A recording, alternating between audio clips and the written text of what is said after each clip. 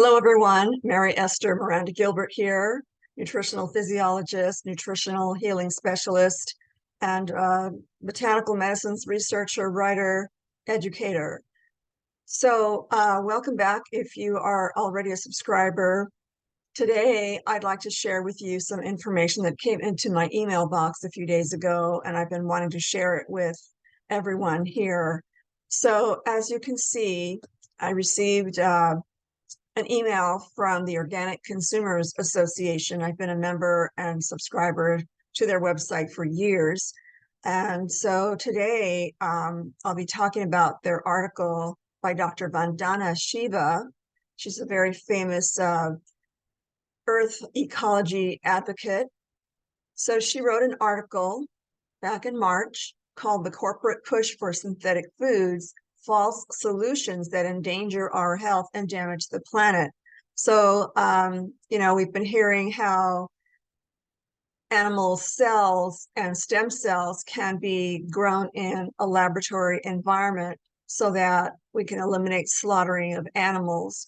However, as wonderful as that may sound, there are a lot of things to consider. And I think Dr. Shiva covers it pretty well. So I thought I would read you her article.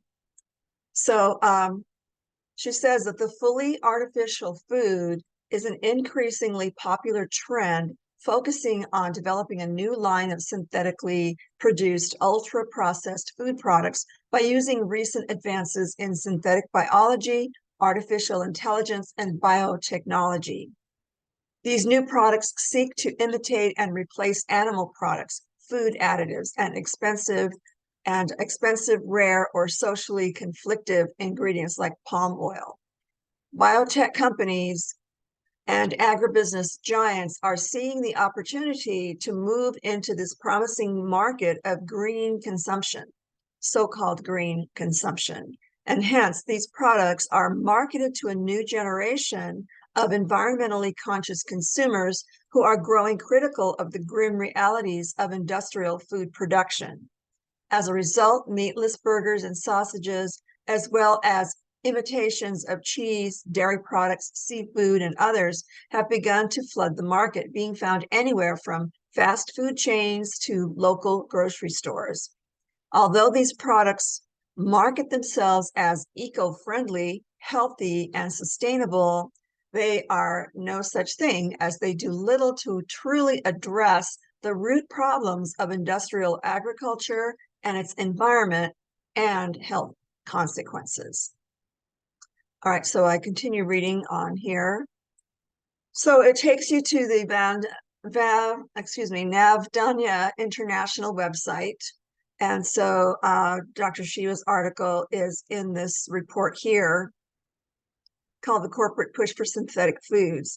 So I like their explanation, and I think that everyone needs to know all of the cons, not just the pros, of what is involved in producing food at such a large, massive scale. So is it ecologically balanced? Is it healthy? All these questions are addressed in this article. You can also download their report in PDF format here. So anyhow, looking at the graphic on the left here, what is synthetic food? Plant-based meat alternatives, they use a DNA coding sequence derived from harvested genetic materials from industrially produced soy, peas, and wheat to produce burgers, bacon, and sausages that look and taste like meat. That's debatable. I've never had these alternatives, but a lot of people just don't compare the taste. Maybe it depends on the products. So, and then the article, the graphic here also says lab-grown meat. Cultured meat is grown from real animal cells instead of relying primarily on plant-based proteins. Tissue is taken from the animal, multiplied in bioreactors, and processed with fats until meat is obtained. And then also in summary in this graphic, it says dairy and cheese alternative. It includes milk and cultured mozzarella or ripened cheese made without cows. Companies like I need to enlarge this here. Formo rely on the use of microorganisms which they embed with genetic information to synthesize milk proteins through fermentation.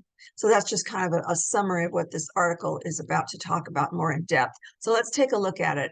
I think it's worth listening to or reading along, or if you download the report, you can read it on your own, of course. So the corporate push for synthetic foods. Fully artificial food is an increasingly popular trend focused on developing a new line of synthetically produced, ultra-processed food products by using recent advances in synthetic biology, artificial intelligence, and biotechnology. These new products seek to imitate and replace animal products, food additives, and expensive, rare, or socially conflictive ingredients such as palm oil. Biotech companies and agribusiness giants are seeing the opportunity to move into this promising market of green consumption, and hence these products are marketed to a new generation of environmentally conscious consumers who are growing critical of the grim realities of industrial food production. As a result, meatless burgers and sausages, as well as imitations of cheese, dairy products, seafood, and others, have begun to flood the market, being found anywhere from fast food chains to local grocery stores. Although these products market themselves as eco-friendly, healthy, and sustainable, they are no such thing, as they do little to truly address the root problems of industrial agriculture and its environmental and health consequences. Consequences that can be largely blamed on the same circle of businessmen who today finance the development of the biotech industry.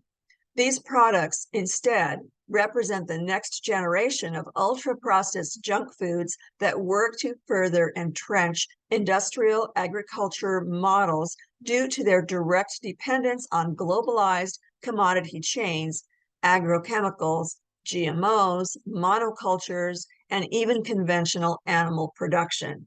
In other words, synthetic foods are quickly becoming a next means to consolidate even more power and profit into the hands of a few food giants without facing the implications of ecological devastation, worsening human health, and exacerbated climate change.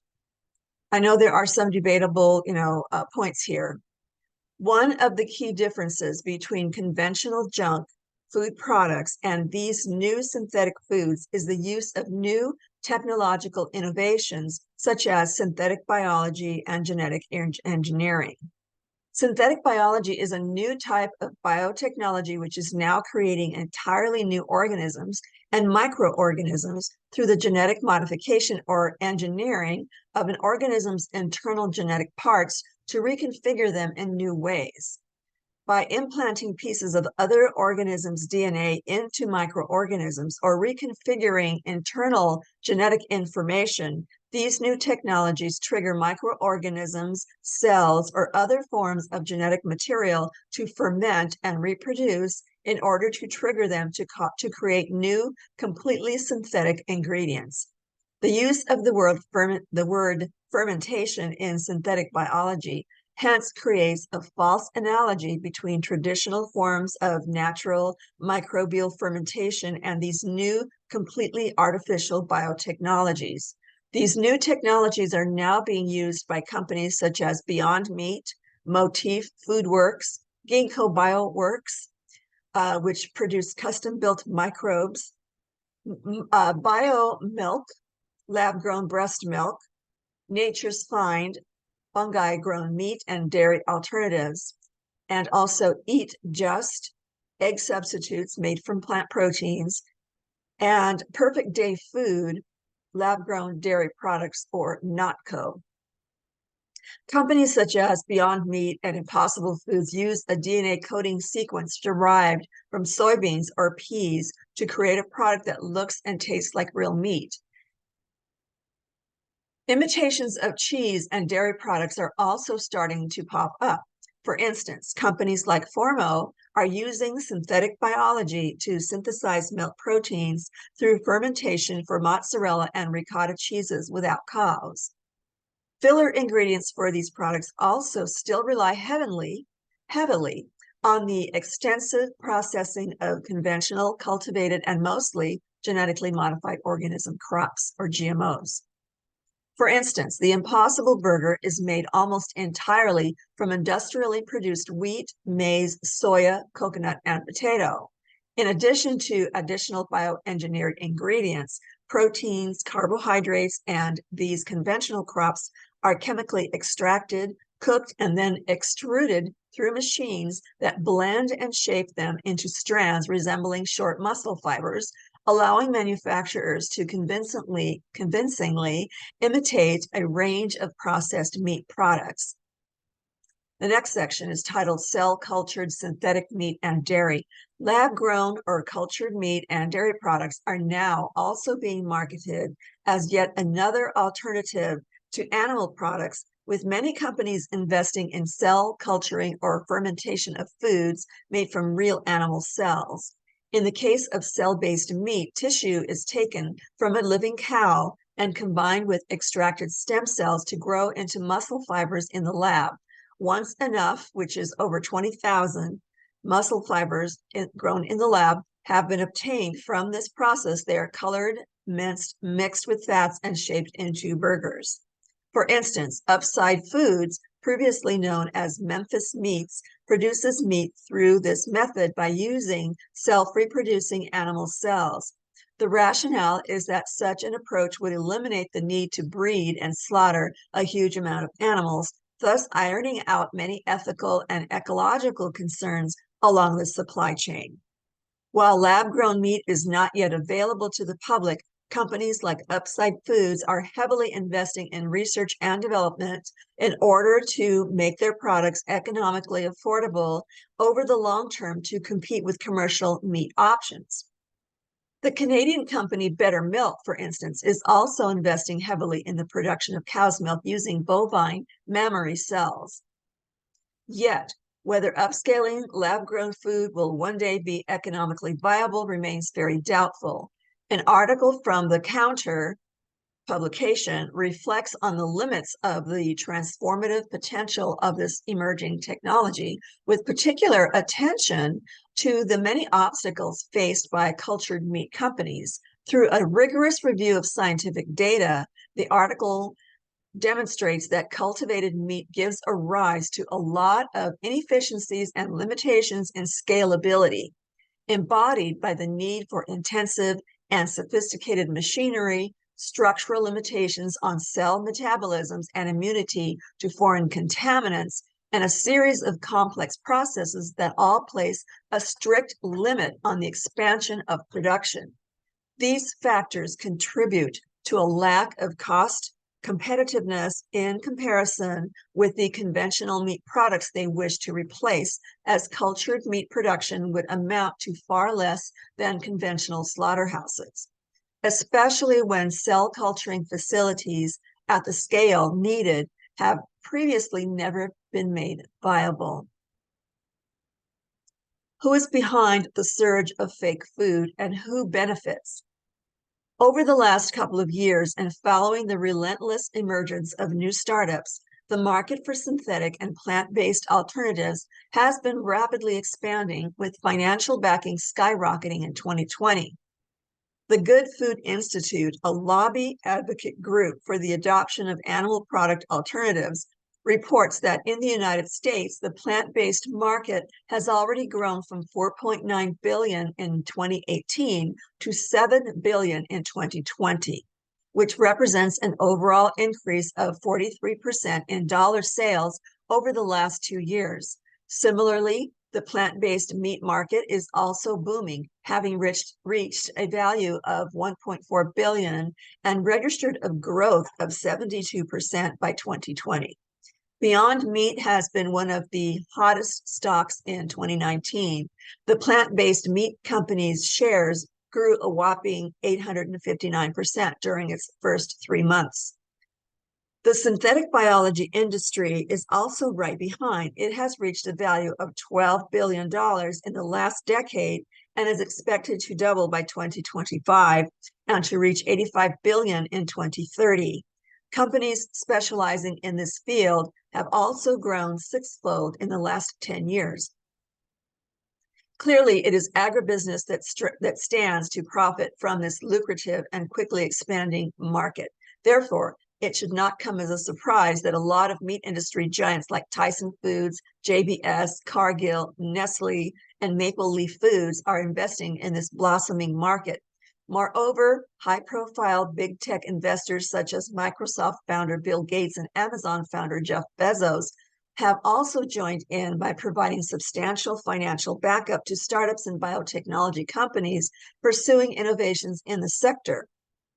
In fact, Bill Gates alone has already invested $50 million in Impossible Foods and actively finances Beyond Meat, Ginkgo Bioworks, BioMilk, Motif Foodworks, C16 Biosciences, and Memphis Meats, now Upside Foods, through his Breakthrough Energy Ventures investment fund. Other prominent startups funded by this billionaire investment include Eat Just, egg substitutes made from plant proteins, Perfect Day Food, lab-grown dairy products, and Not Co., plant-based animal products made through AI.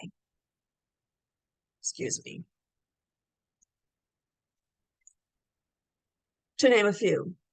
Given the widespread success of the plant-based industry, it is not surprising that big plant breeding companies like Bayer also see a great opportunity for investment and expansion in this market, as put by Bob Reiter, Bayer's head of research and development at the company's crop science division, in reference to plant-based meat companies, says, they are sourcing different types of crops, and that could also create opportunity for us, being a company that is a plant breeding company. An ecological choice or a wolf in sheep's clothing, ? Many studies are questioning the alleged sustainability of this industry, which now comprises a constellation of new green-conscious startups. It is not surprising that the tremendous use of synthetic foods is happening at a time when ethical concerns linked to the meat and dairy industry are increasingly under the spotlight. As the industrial agri-food industry is threatened by consumer apathy, big companies that stand to lose significant profits are trying to tap into a new market of environmentally aware consumers looking for alternatives. Hence, the promotion of these synthetic foods is nothing more than a clever way to reorient profits back to the same old companies by repurposing the destructive technologies of the green revolution combined with new biotechnologies as a well-disguised, sustainable alternative. This reinforcement of the industrial agriculture production model becomes evident when one looks at the ingredients that make up these synthetic foods. Primarily made up of conventionally grown peas, potatoes, soya, coconut, and maize, these products rely on heavy processing, monocultures, agrochemicals, GMOs, deforestation, and a contaminating global supply chain. Yet companies remain adamant in their claims that their plant-based meats require less water, less land, and produce less greenhouse gases than their counterparts, as well as simultaneously ironing out animal welfare concerns. In so doing, they deliberately sidestep the impacts of the toxic industrial supply chain their products depend on. In addition, lab-grown counterparts also require massive bioreactors and the use of sterile single-use plastic equipment. To come close to matching current meat consumption, for example, production facilities would need to number in the tens of millions, increasing problematic plastic consumption and increasing energy requirements, all while still relying on globalized industrial agricultural models and supply chains. Most significantly, to run, these bioreactors require large amounts of nutrients for cells to grow and reproduce. Given the limited production of individual amino acid formulations suited for cell culture globally, one hope is to use soy to derive the full amino acid profile necessary for cell growth. This would work to only further entrench the already destructive cultivation of soy. Gruesomely and ironically, other parts of the nutrient broth used to culture cells also directly derive from current industrial animal production, as some of them are made using fetal cow's blood obtained from conventionally slaughtered pregnant cows. Stem cells necessary for cell reproduction during the cell culturing process also come from fetal cows. Without the mass abundance of slaughtered fetal cows, can cell-cultured meat scale up? And so, can lab-grown meat be considered to solve the problem of animal welfare and environmental degradation if it is completely dependent on ingredients that derive from industrial beef production? This gruesome reality says otherwise. Meat analogs and cell-based meats are also much more carbon-intensive than we are led to believe. A recent study has shown that the fossil fuel energy required for the production of lab meat is not sustainable and could by far surpass the output of livestock like pigs and poultry. Vast amounts of energy are required for the production of synthetic foods. These include several energy-intensive steps, such as the operation of the bioreactors, temperature controls, aeration, and mixing processes. Thus, on the basis of these indicators, the sector is in no position to claim that synthetic meat production is inherently more sustainable than traditional production systems. Studies like these further point to how upscaling synthetic meat production is not the way towards a carbon-free society, especially when we consider the scaling needed to match current consumption levels of the products this industry is trying to replace. Are plant-based foods healthier? Not if they are ultra-processed. It is now widely known how industrial processing can make food less nutritious and thus harmful to human health, and according to a recent report, the latest generation of junk synthetic foods is no exception. In order to make their products, chemically extracted protein isolates from commodity crops such as soy, peas, and potatoes are used and mixed in with added flavorings, food additives, and now, perhaps most dangerously, genetically engineered artificial ingredients to try to approximate the taste and texture of real animal products. As a result, these ultra-processed foods typically contain high levels of sodium, fats, and artificial food enhancers in order to be palatable, placing them under the same categories as junk foods. Moreover, ultra-processed foods are made from refined ingredients, which means that they lack many of the nutrients found in traditional animal products, such as zinc, iron, and vitamin B12. These nutrients and fortifiers thus need to be added as separate ingredients in synthetic meat, but cannot be absorbed as effectively as they would from whole foods and can cause harmful interference with other nutrients. As a result, our bodies may derive less health benefits from them, and therefore they should not be part of a nutritious and environmentally friendly diet. The safety of new ingredients and additives used is also a cause for concern. For example, to make the Impossible Burger appear to bleed like real meat, a synthetically produced heme or blood molecule is added, which comes from soy lehemoglobin, a colorant produced in genetically engineered yeast. The adoption of this patented new ingredient has been nothing short of controversial. According to the Center of Food Safety, the FDA did not conduct adequate long-term testing before approving the additive in 2019, and after a short-term rat trial, several potential adverse effects were detected, like changes in weight gain, changes in the blood that can indicate inflammation or kidney disease, disruptions in the reproduction cycle, and possible signs of anemia. Despite the lack of evidence that the additive is safe, Impossible Foods products containing genetically engineered heme are now being sold in supermarkets across the United States, exemplifying the lack of testing and regulation for these new products and technologies. Highly toxic glyphosate has also been found in the Impossible Burger, with amounts being more than enough to have a variety of negative health effects. This is also not mentioning synergistic effects this might have with the variety of toxic food additives these companies mix in to mask flavors and the unknown health effects of synbio-produced additives. So it goes on to talk about the profitable patents, nice graphics here, the dangers of fake food, kind of summarizes everything here. And then, international appetites for ultra processed foods, is it marketable internationally? And I'll read this next section here. Which future for our food? Question mark. There are many dangers associated with the above discourses entering the global governance arena, especially if they mean a further consolidation of policies that shift attention and resources away from organic farmers and local markets toward a handful of biotech companies. Despite food advocates' claims that the proliferation of synthetic alternatives to animal products can resolve animal welfare concerns and solve many of our ongoing crises, the plant-based label means very little if it is based on industrial models, monocultures, GMOs, pesticides, and other destructive agricultural practices that lead to biodiversity loss, ecological degradation, and worsening health.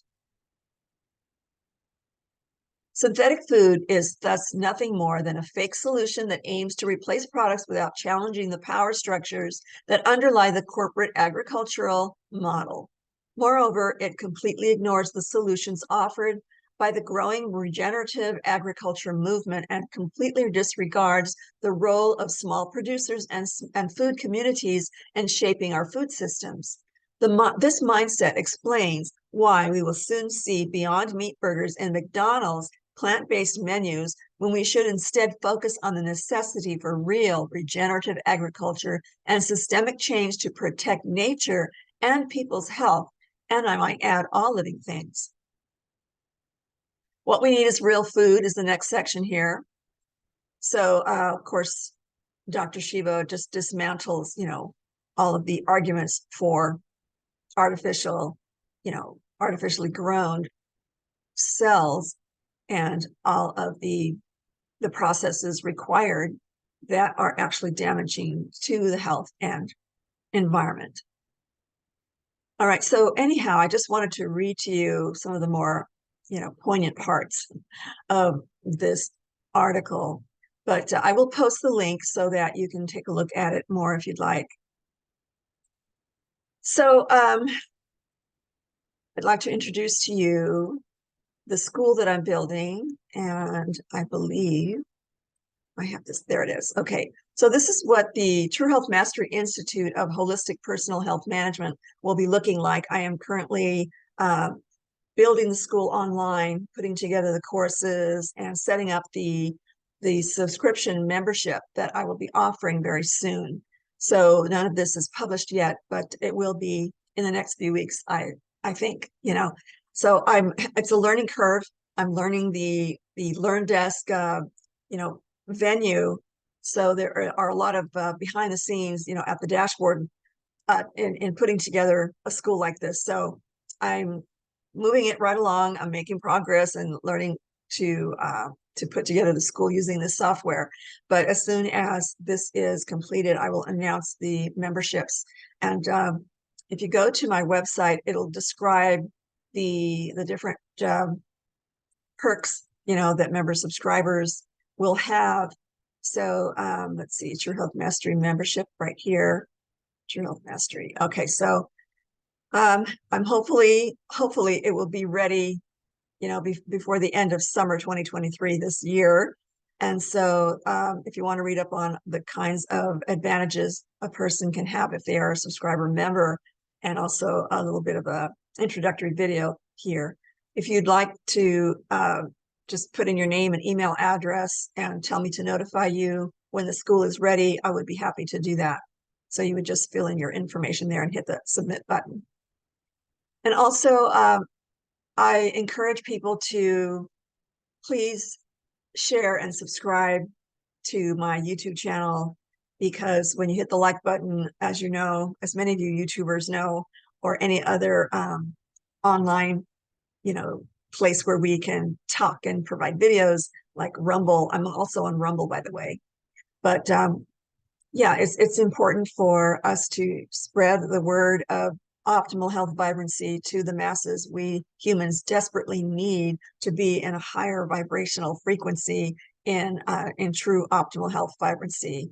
So this is something that we all need to work together in order to elevate humankind right now, because there's so many crazy things happening in the world right now, and people are starting to get weary of it all and even frightened. Some people are starting to become more and more worried. So we are a strong force, a strong humanity, and we are a strong consumer force as well. So whatever we focus as a collective on is what we can make happen. We can be proactive in all areas that we wish in order to make this world a better place. And that's pretty much my mission, is to share the knowledge that I have acquired in 45 years of helping people transform their health, and to empower them with knowledge so that they can make the discernments necessary to stay away from things that are harmful versus things that are prolonging and prolonging life and preventing disease and even recovering from the disease process. So in the links also below, I will be posting the links to the books that I've just published, and some of the books that have been on the market for quite a while now.